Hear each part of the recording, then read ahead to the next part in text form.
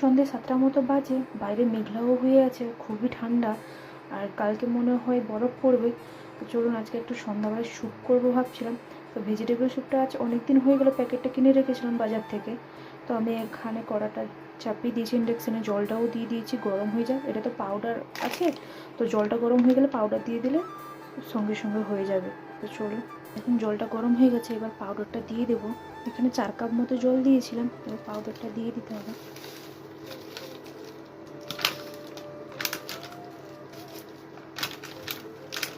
এর সঙ্গে সব কিছু মিক্সড করা আছে। এটাকে 3 থেকে 4 মিনিট ফোটাতে হবে। তো দেখুন কতটা গাঢ় হয়ে গেছে, দেখুন 3 থেকে 4 মিনিট হয়ে গেছে, কত গাঢ় হয়ে গেছে দেখুন, এই যে দেখতে পাচ্ছেন।